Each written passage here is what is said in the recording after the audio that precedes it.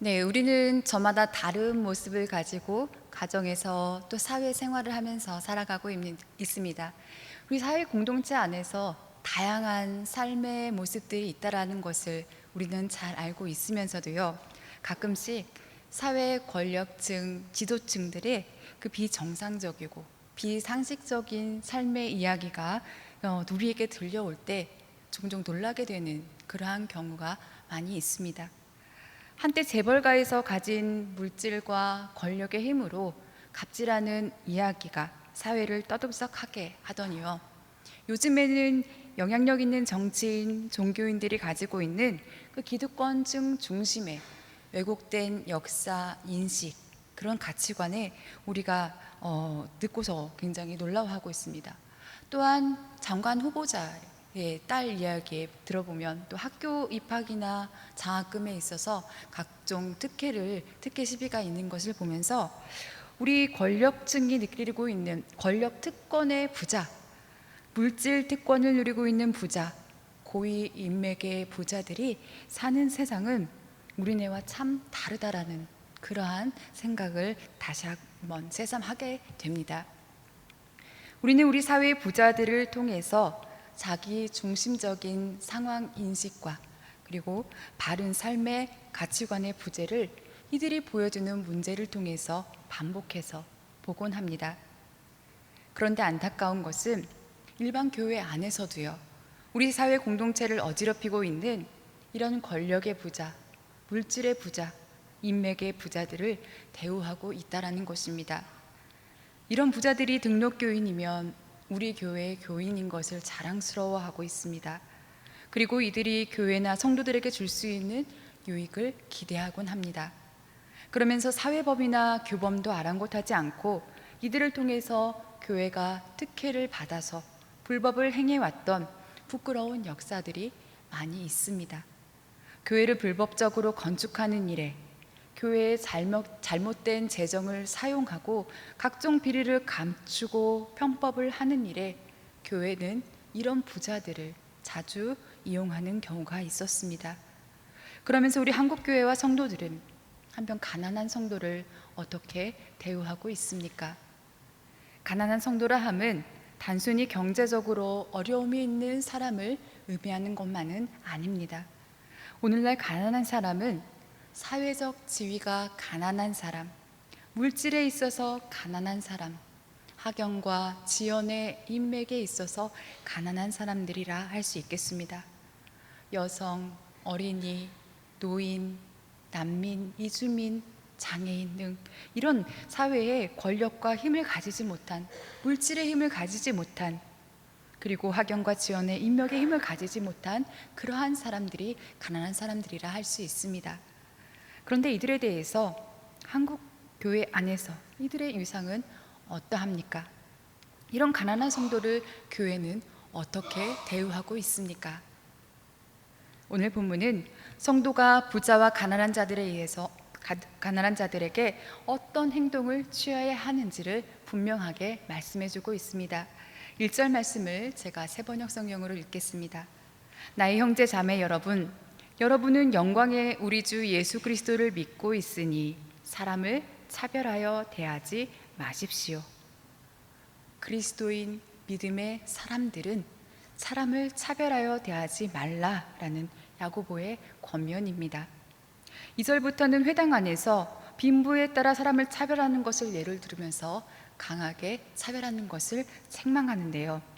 한 예는 이렇습니다. 두 사람이 회당에 들어오는데 한 사람은 금가락지를 끼고 아름다운 옷을 입은 사람이며 다른 한 사람은 더러운 옷을 입은 가난한 사람입니다.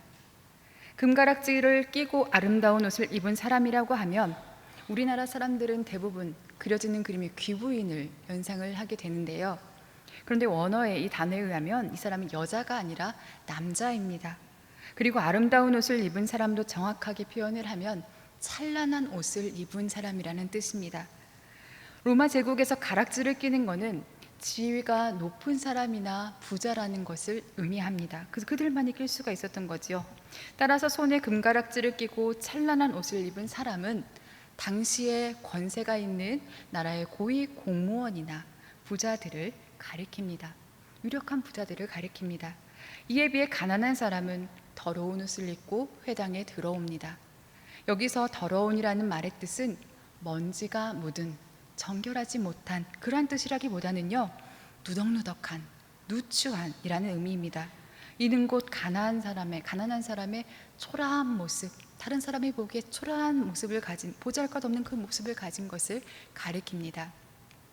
그런데 교회에서 이들을 서로 구별하여서 부자는 환영하여서 좋은 자리에 앉게 하고, 가난한 자는 멸시하여서 아무데나 앉으면서 그냥 구석에 서 있으라고 한다면, 이것은 성도가 성도를 서로 구별하며 판단하는 것입니다. 부자는 좋은 자리에 앉히고 가난한 자는 서 있게 한다든지 비천한 자리에 앉히는 것은 결국 하나님의 영광에 집중하지 않고 하나님의 말씀이 가리키는 가치 있는 것을 보지 않고 있다라는 건 그러한 말의 의미입니다.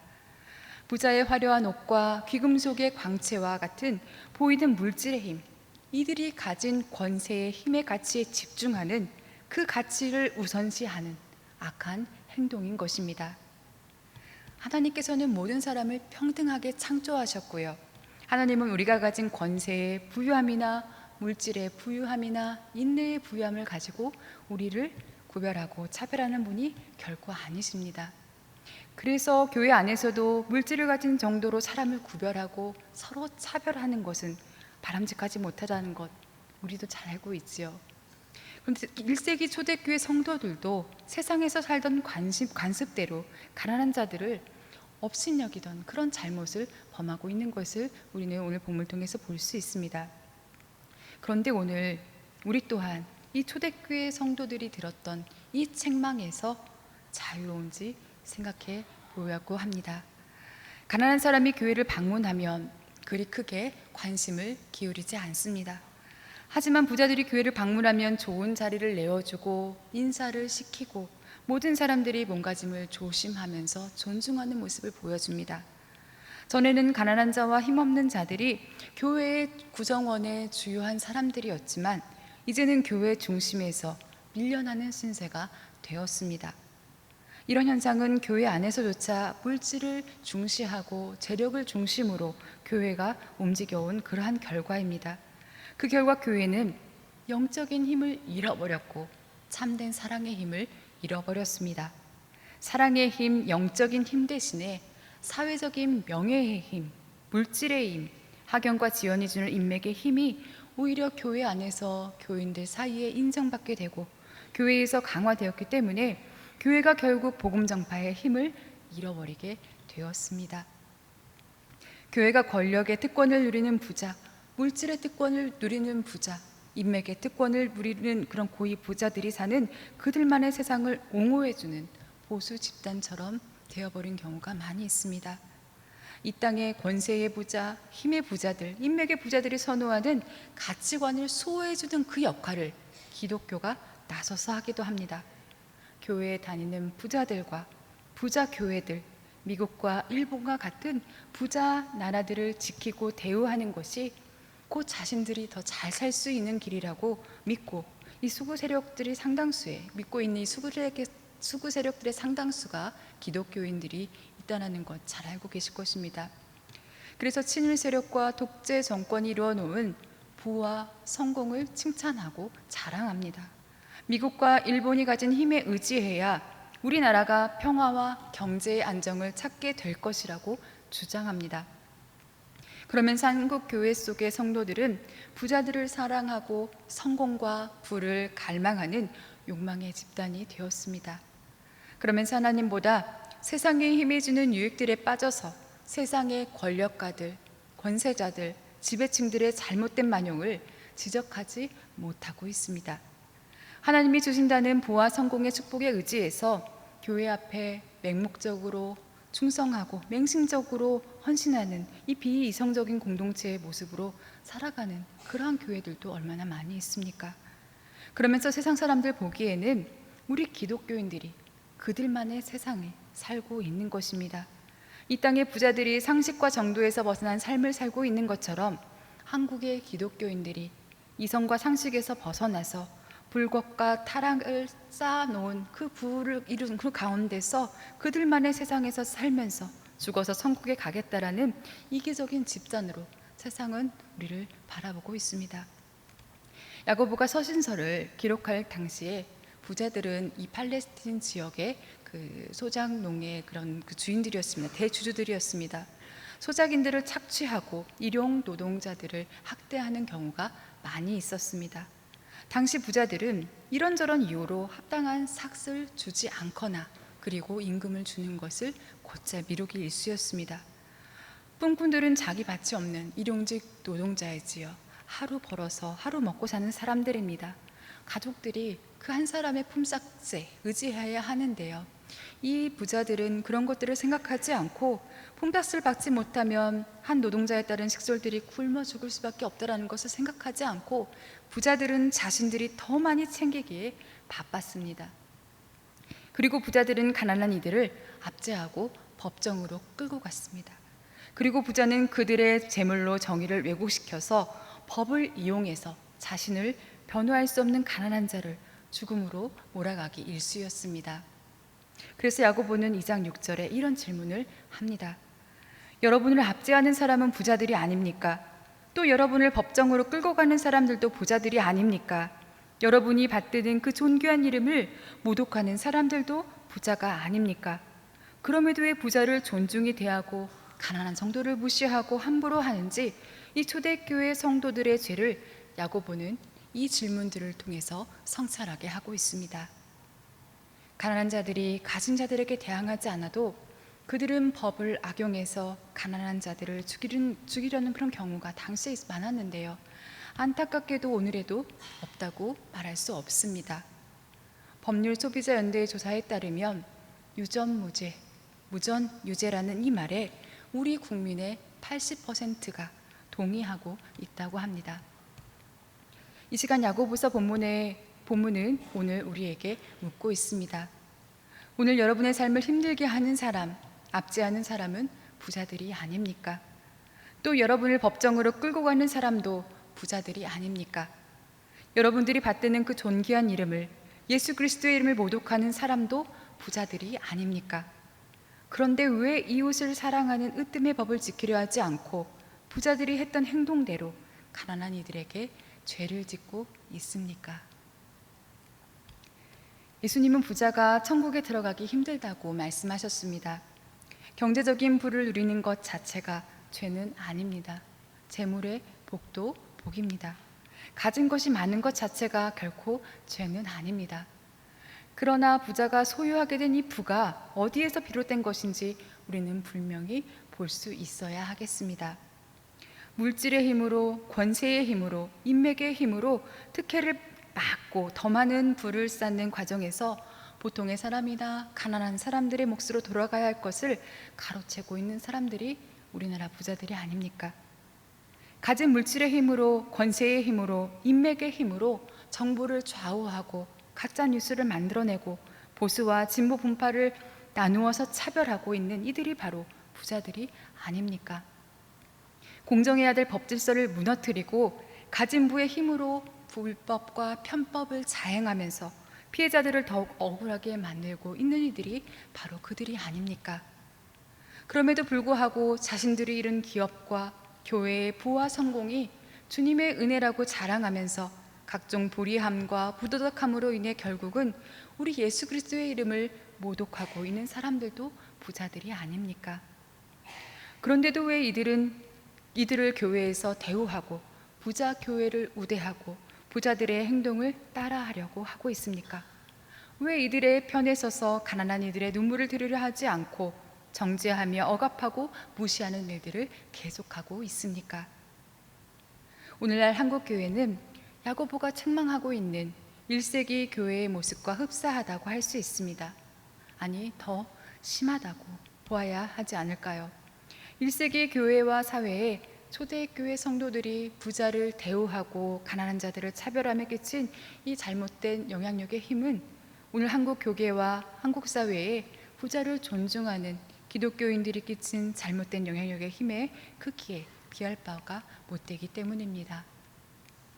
야고보는 4절에 빛나고 화려한 옷을 입은 부자와 남루한 옷을 입은 가난한 사람을 서로 차별하고 나쁜 생각으로 남을 판단하는 성도를 향해 중요한 기독교의 본질적인 가르침을 주고 있습니다. 야고보는 하나님께서는 세상의 가난한 사람을 택하셔서 믿음에 부요한 사람이 되게 하시고 하나님을 사랑하는 이들에게 약속하신 그 나라를 상속하게 하셨다라는 그러한 신앙의 원리를 다시 상기시키고 있습니다. 지금 저를 포함해서 여기 모이신 다수의 분들, 세상의 기준으로는 가난하고 보잘것없어 보이는 사람들이 다수입니다. 하지만 하나님은 이 세상의 부요보다 하나님을 사랑하며 그리고 하나님을 사랑하며 사는 이들, 이 땅의 것과 비교할 수 없는 영원한 하나님의 나라의 유산을 우리들에게 약속하셨습니다. 그 상속자로 우리를 부르셨습니다. 그래서 우리는 세상의 부요함이 주는 만족이나 기쁨과는 비교할 수 없는 하나님만이 주실 수 있는 영혼의 자유와 해방을 누리며 살게 된 부자들입니다. 가진 물질이 적고 가진 명예의 힘이 적고 인맥이 가난하다고 해도 하나님이 주시는 구원의 은혜 가운데 있으니 하나님이 주시는 은혜에 부유한 자들이 바로 저와 여러분들입니다. 그런데 우리는 우리가 받은 이 부유의 은혜가 얼마나 큰지를 제대로 헤아리거나 감사하지 않고 이 땅에 가진 부를 기준으로 서로 차별하고 악한 생각으로 다른 사람을 판단하면서 자기 유익만을 쫓아 사는 사람과 같이 살아가고 있지는 않는지 생각해 보아야 하겠습니다. 우리는 말씀의 법에 따라 내 이웃을 내 몸과 같이 사랑하라 이 최고의 법을 지켜야 하는 사명자들입니다.